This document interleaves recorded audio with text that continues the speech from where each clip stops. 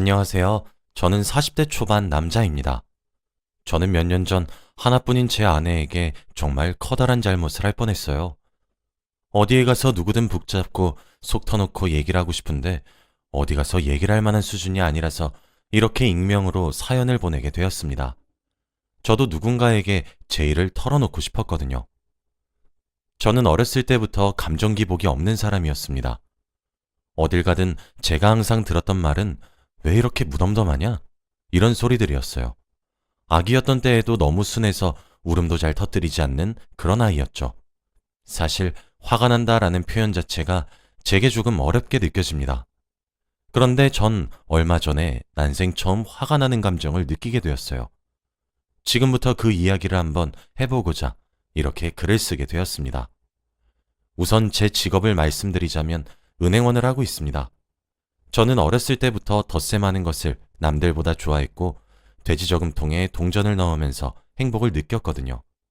그리고 은행원도 사람을 상대하는 직업이다 보니 제 무던하고 감정 기복이 없는 성격이 더 도움이 될 것 같아 이 직업을 선택했습니다.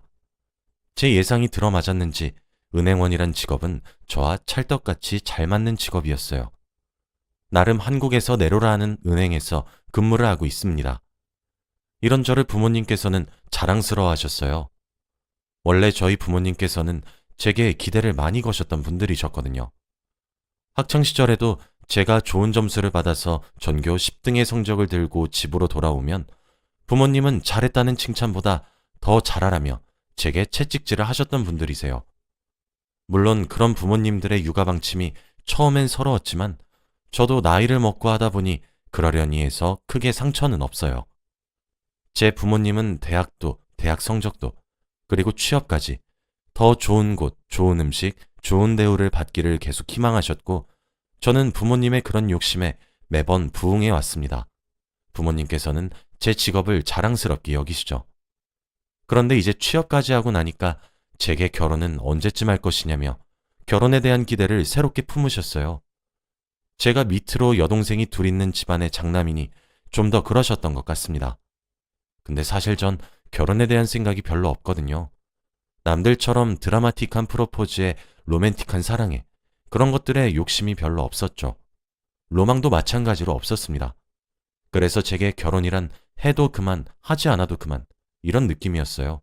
그리고 지금 한국 사회에서는 혼자 벌어 혼자 살아가는 것도 벅찬데 제가 가장이 되어야 하고 가족을 책임져야 하고 그러는 것들이 뭐랄까?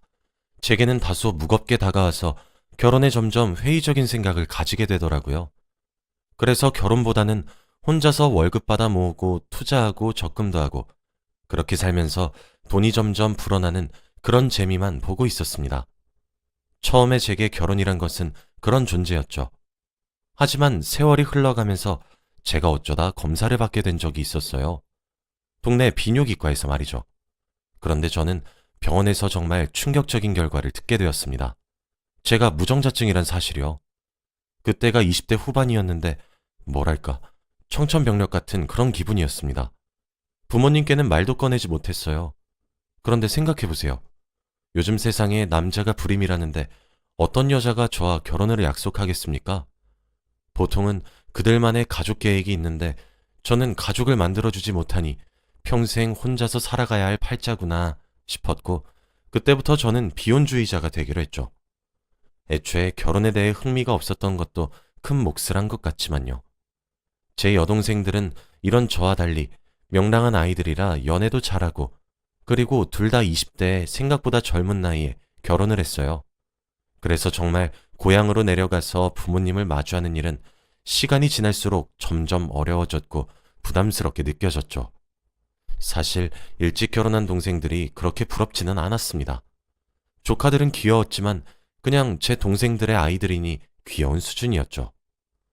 30대에 들어서고 점점 나이를 한 살씩 먹어서 중반의 나이가 되니 생각이 점차 바뀌더라고요. 막상 아이들을 기르는 재미도 쏠쏠해 보이고 제부들과 알콩달콩 잘 사는 모습과 그런 왁자지껄 웃고 떠드는 모습들이 참 예뻐 보였습니다. 몇 년 전까지만 해도 몇 가지 안 되는 단어만 내뱉었던 조카들이 삼촌, 신발 신고 나가서 놀자 정도의 문장을 말하기도 하니 너무 귀엽게 느껴지기도 했죠. 그때부터 결혼이란 것에 대한 제 생각이 조금씩 바뀌기 시작했습니다. 복작복작 거리면서도 웃음이 끊이질 않는 동생들의 가족들을 보니 부럽더라고요. 이런 제 마음을 누구보다 먼저 눈치채신 분들은 다름 아닌 부모님들이셨습니다. 아무리 결혼하라고 말을 하고 잔소리를 해도 들어먹지 않았던 아들 자식이 결혼에 흥미를 보이기 시작하니 이때다 싶으셨는지 선자리를 알아봐 주기 시작하셨죠. 싫다며 내빼려다가도 혹시 모르겠다는 기대감으로 부모님이 알아봐 주시는 선자리에 모두 나갔습니다. 하지만 제 기대와는 달리 선자리에서는 제 마음에 드는 사람이 한 명도 없더군요. 이미 제 나이는 점점 먹어가는데 그때가 되니 진작 연애라도 많이 하고 살 것을 하면서 후회가 되기도 했죠. 이번 생엔 글렀구나 싶은 마음에 기대를 접으려던 시점에 나간 선자리에서 지금의 제 아내를 만났습니다. 선자리에서 만난 아내의 첫인상은 의외다 싶었어요. 누가 봐도 부모님의 성화에 등이 떠밀려 나온 티가 폴폴 났거든요. 아내를 처음 만났던 계절엔 초여름이었는데 아내는 슬리퍼를 직직 끌고 면으로 되어 있는 짧은 면바지를 입고 등장했습니다. 누가 봐도 시간을 어느 정도 때우고 내빼려는 심산이 너무 잘 느껴지는 옷차림과 표정이었죠. 그런데 오히려 제게는 신선하게 다가왔어요. 제가 선자리에 지쳐가고 질려했던 이유는 하나같이 인위적인 만남 같은 기분이 들었기 때문이었거든요. 제가 만났던 여자들은 손으로 입을 가리며 호호 웃었고 파스타도 돌돌 말아먹었고 하나같이 무릎까지 오는 치마에 하이힐을 신고 그런 천상 여자인 모습만 보니까 너무 가식처럼 느껴졌습니다. 저도 밑으로 여동생이 둘씩이나 있으니까 대충 여자들이 어떻게 살고 행동하는지 다 알고 있었거든요. 그런데 오히려 그런 편한 차림으로 나온 모습을 보니 호기심이 들더라고요. 아내는 건성으로 커피를 주문하고 저와 대화를 나누기 시작했습니다. 그런데 아내와 나누는 대화가 너무 재미있었어요.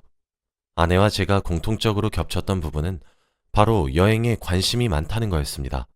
요즘 시국에는 해외여행을 간다는 것이 지탄받을 만한 일이지만 불과 2년 정도 전까지만 해도 해외에 가는 것이 너무 쉬웠거든요.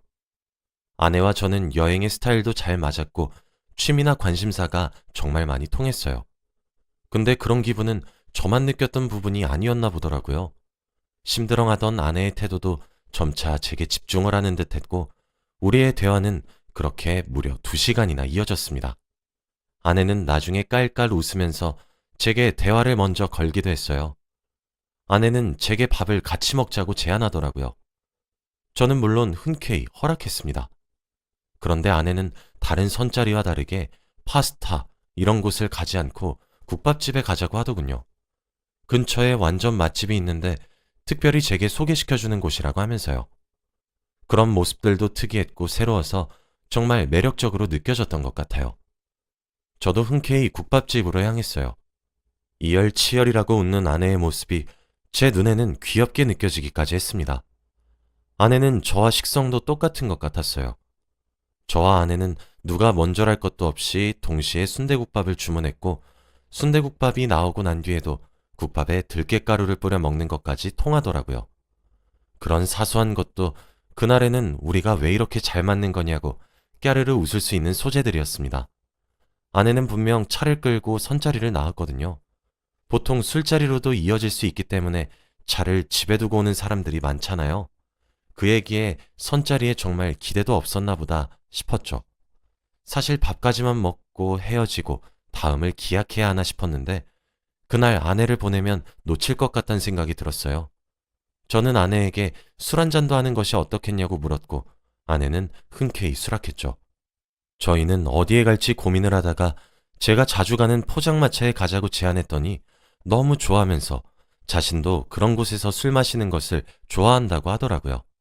이때도 통하는 것이 많다라고 생각했습니다. 술이 약했던 아내는 소주 몇 잔에 알딸딸해 보였고 제 눈에 그런 모습은 가식 없고 솔직해 보여서 정말 귀엽고 매력적으로 다가왔어요. 그날 아내와의 첫 만남을 마무리하면서 저는 다급하게 아내에게 고백했습니다. 만나보는 것이 어떻겠냐고 하면서 말이에요. 저는 아내의 모든 면에 이끌렸거든요. 아내는 좋다며 활짝 웃고 우린 그렇게 그날 연인이 되었습니다. 아내와 함께하는 모든 시간들이 너무 즐거웠어요. 저는 제가 감정 기복이 없고 무던한 사람이라고 30년이 넘는 시간 동안 믿어왔는데 아내를 만나고 나니 제가 스스로 생각하기에도 이렇게 내가 감정에 예민했나 싶을 정도로 바뀌더라고요. 그렇게 아내와의 행복한 시간이 길어지면 길어질수록 저는 마음 한켠이 무겁게 내려앉았습니다. 아내에게 불임이란 사실을 밝히지 못했으니까요. 하지만 저희 둘은 적지 않은 나이였고 언제가 되었든 고백을 해야만 했죠. 저는 결국 아내와 연애를 시작한 지 반년 만에 모든 사실을 털어놓았습니다. 저희 사이에 그쯤 되니 슬슬 결혼에 대한 이야기가 나오고 있어 더 이상 숨길 수 없겠더군요. 저는 20대 때 불임 판정을 받았고 이 사실은 부모도 모르고 있다며 모든 사실을 아내에게 고백했습니다. 그때 제가 느꼈던 감정은 무력감이었죠. 아내는 솔직하게 말하더군요. 가족 계획이 있고 아이를 낳아서 기르는 재미도 알고 싶었다고 말이에요. 저는 그런 아내의 말이 이뤄질수록 잘 익은 벼마냥 고개만 밑으로 숙여지기 시작하더군요. 아, 나는 이 사람과 이렇게 끝이구나. 두 번 다시 연애를 못할 수도 있겠다. 라고 생각하며 아내를 포기하려는 순간 아내는 제게 그러더군요. 그래도 성철 씨면 아이 없이 우리 둘만 사는 것도 괜찮을 것 같아. 라고 말이에요. 그 말을 해주는 아내는 제게 날개만 달리지 않았을 뿐이지 천사와 다름이 없었습니다. 저는 30대 후반에 그렇게 일사천리로 결혼을 했어요. 처가댁에도 제가 불임이란 사실을 밝혀야 된다고 생각했지만 아내는 괜찮으니 숨기고 딩크족이라고 얘기를 하자고 하더라고요. 제가 잘못해서 생긴 병도 아닌데 그런 것들이 트집으로 잡혀서 문제 삼고 싶지 않다고 하면서요. 제 아내는 마음도 참 넓었습니다. 저희 부모님은 제 결혼 소식에 환영하셨어요. 그렇게 우리는 신혼생활을 하게 되었는데 정말 행복했습니다. 아내는 솔직한 성격이 매력이었고 털털하기도 하다가 귀엽게 내숭도 부리고 이 맛에 결혼을 하는구나 싶었거든요. 함께 요리도 하고 늦게까지 영화도 보고 근처에 산책도 다니면서 우린 행복하게 지냈습니다. 그런데 하루는 퇴근 후 집에 왔는데 아내가 제게 할 말이 있다고 하더라고요. 그래서 무엇이냐고 물어보니 저를 이끌고 식탁으로 데려갔어요. 저는 앉아서 아내가 차려준 밥을 먹으면서 얼른 얘기해달라 졸랐습니다. 아내는 제가 손바닥만한 직각사각형 모양의 상자를 건네더군요. 그 안에는 두 줄이 선명히 나와 있는 임신 테스트기가 있었습니다. 그걸 보는 순간 정말 머리가 새하얘졌어요. 저는 불임인데 임신이라 머리가 복잡해지더군요. 아내는 그런 제 모습을 보며 안절부절하며 얘기했습니다. 사실 아내는 한 달에 한 번 오는 마법의 날의 주기가 매우 정확한 편입니다. 항상 30일에 한 번씩 하거든요. 아내가 일을 하던 도중에 원래는 쳐다도 보지 않았던 반찬을 먹기도 하고 감기 몸살 기운도 돌고 이러니까 함께 일하는 동료가 아내에게 임신을 한 것은 아니냐고 물어봤다고 해요. 그런데 아내도 곰곰이 생각해보니 2달 정도 마법의 날을 건너뛰었다고 하더라고요. 그래서 혹시나 하는 생각에 임신 테스트기를 사서 검사를 했는데 2줄이 나왔다고 합니다. 저 솔직히 표정 관리가 하나도 되지 않았어요. 아내를 믿지 않는 것은 아니지만 아내가 내민 임신 테스트기를 믿을 수도 없는 노릇이었죠. 남들에게는 서로에게 사랑한다는 말과 주위에서 축하의 말이 나올 법도 한데 저와 아내 사이에는 긴 정막만이 흘렀고 초상집 분위기였어요. 솔직히 배신감이 들지 않았다면 거짓말일 것입니다. 하지만 아무리 생각해도 제 아내가 거짓말을 할 이유도 의심이 가는 정황도 없더라고요. 아내는 아무런 대답도 하지 않는 제 모습을 보며 결국 눈물을 터뜨리고 말았고 저는 잠시 시간을 달라고 요청했습니다. 한참을 울던 아내는 눈물을 그치고 제 생각이 정리되기만을 기다리고 있었어요.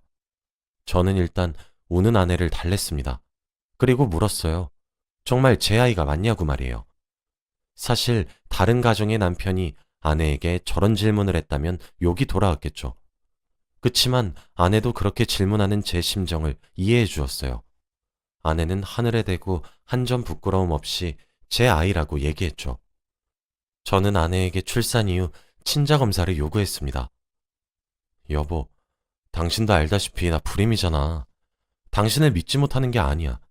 당신이 날 기만하지 않았다는 사실을 나도 잘 알아. 하지만 이건 별개의 문제야. 당신은 믿지만 지금 나에게 벌어진 상황을 믿진 못하겠어. 라고 말이에요. 아내는 속상하다며 눈물을 흘리면서도 친자검사 요구를 받아들였습니다. 양가에서는 아내가 임신을 했다며 잔치가 벌어졌어요. 저희 가족만 우울했죠. 아내는 심지어 일란성 쌍둥이를 임신했더군요. 하나는 아들이었고 하나는 딸이었습니다. 저희 부모님은 복 2개가 굴러들어왔다며 태몽을 네가 꿨니 내가 꿨니 하셨고 처가댁도 저희 집과 마찬가지였습니다. 저는 아내의 결백을 믿었기에 임신을 하는 기간 동안 정말 최선의 노력을 다했어요. 아내는 딸기가 먹고 싶다 그러면 정말 몹시 추운 겨울에도 딸기를 사러 갈 수준의 정성으로 말이죠. 그리고 약 8개월 뒤 아내는 아이를 출산했습니다. 아내를 많이 닮은 공주님과 왕자님이었어요. 아내는 아이들을 출산하고 눈물을 뚝뚝 흘리더군요. 아내는 출산 후 아이의 머리카락을 뽑았습니다. 그날 바로 보낸 친자검사는 다음날 유선으로 연락이 먼저 왔습니다. 그리고 며칠 뒤 서류가 온다고 하더라고요. 검사 결과는 99.7%로 제 아이들이 맞았습니다. 아내도 그러게 자기가 뭘 했냐며 복잡한 심경이 가득한 얼굴로 저를 쳐다보더군요.